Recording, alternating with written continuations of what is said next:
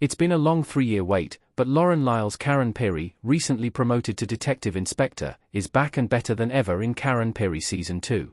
There are dozens of British detective dramas named after their leading investigators. Morse, Lewis, Endeavour, Bergerac, Linlay, Luther, I could go on. And yet, miraculously, even years after its relatively short first season premiered, Scottish production Karen Pirie manages to stand out from that well-loved crowd, especially with this strong second outing. Season 2 of creator, writer, and star Emma Kenny's adaptation of Val McDermid's best-selling Inspector Karen Pirie novels is assured, well-paced, thrilling, and even wonderfully funny at times. It's full of solid performances and an intriguing, complex family mystery that will have eager viewers racing through this season's 3 feature-length episodes. In Karen Pirie Season 2, Detective Inspector Karen Pirie is called in to lead another historical case when a body is found that could finally provide answers for one of Scotland's most high-profile kidnapping mysteries. In 1984, oil heiress Catriona Grant, Julia Brown, and her 2-year-old son, Adam, were taken off the street at gunpoint, never to be seen again. Not all is as it seems, though, and as D.I. Pirie unravels the truth with her team, she ruffles the feathers of one of Scotland's most powerful families in the process. Karen Pirie Season 2 effortlessly switches between the past and the present. Julia Brown as Cat Grant in Karen Pirie Season 2. Karen Pirie 2025 Copyright symbol ITV World Productions. A photographer, Mark Mines. Karen Pirie Season 2's narrative strength undoubtedly lies in its 2-timeline structure. Much like its cold case peer, Unforgotten, Karen Pirie forgoes the genre's usual lengthy interrogation scenes, instead using them to lead into various flashback sequences. These flashbacks include the events leading up to Catriona's disappearance and the issues faced by her kidnappers in the aftermath. Like Season 1, the production value of these 1980s flashbacks is phenomenal, but it's the way they enhance Karen Pirie's storytelling that really makes them shine. The flashbacks allow the audience to learn more about Catriona than Karen ever will. We get to see her in action with our own eyes, learn the way she moved and lived through this tumultuous period of recent Scottish history. We see how she treated her son, how she acted around her friends. The story feels more personal that way. Kat's not just a case to be solved, she's a person, and the audience wants to solve the mystery of her disappearance as much as Karen does.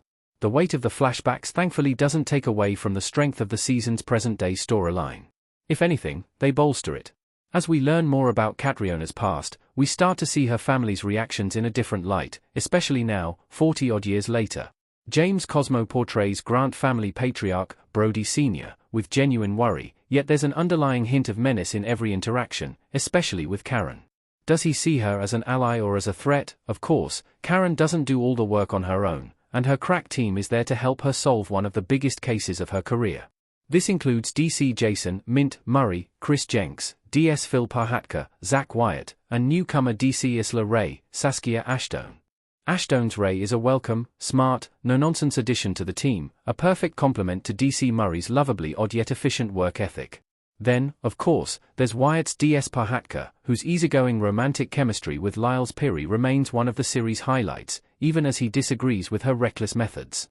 The only unofficial team member I wasn't sold on this season was the returning true crime podcaster Belle Richmond, Rakhi Thakra, now a full-fledged journalist and streamer.